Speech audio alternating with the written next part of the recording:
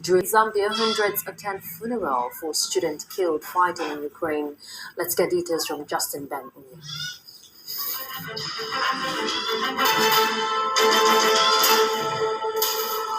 Uganda has officially launched an oil drilling program as it seeks to join the club of crude-producing nations with a mega project that has incensed environmental groups. The Kingfisher field is part of a $10 billion scheme to develop Uganda's oil reserves under a lake in the west of the country and build a vast pipeline to ship the crude to international markets via an Indian Ocean port in Tanzania. Also recruited in a Russian jail. Family members broke down as they filed past the coffin of Lemakani Nyirenda at Lusaka's Baptist Church, where the 23-year-old was a regular worshipper before moving to Russia to study nuclear engineering. Nyirenda was recruited by Russia's Wagner mercenary group last year while serving a 9.5-year jail term for a drug offense and sent to fight in Ukraine. His death in September sparked a diplomatic spat, with Zambia demanding an urgent explanation from the Kremlin. Elsewhere, away from Africa, people gathered to applaud Jacinda Ardern as she left New Zealand's parliament to resign as Prime Minister on Wednesday before Chris Hipkins was swiftly sworn in as her replacement.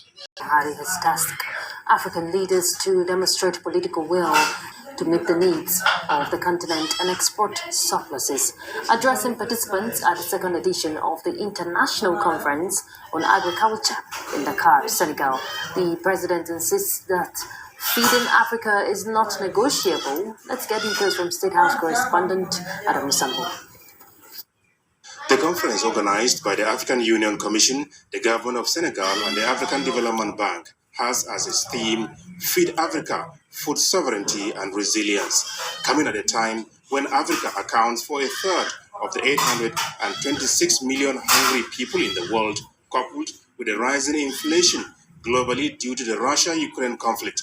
The high-level summit seeks to extract firm commitments on eradicating hunger on the continent by the year 2030.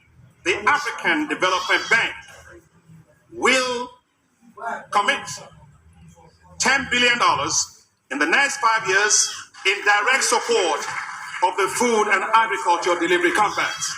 Let us end hunger and malnutrition in Africa. To achieve this, he said, at least 10% of annual national budgets must be allocated to agriculture.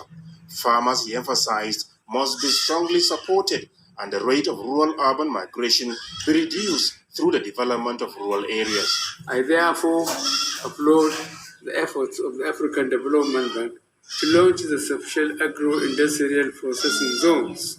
The Subshell Agro-Industrial Processing Zones are game changers for the structural transformation of the agricultural sector. We must ensure that we feed ourselves today, tomorrow, and well into the future. He described as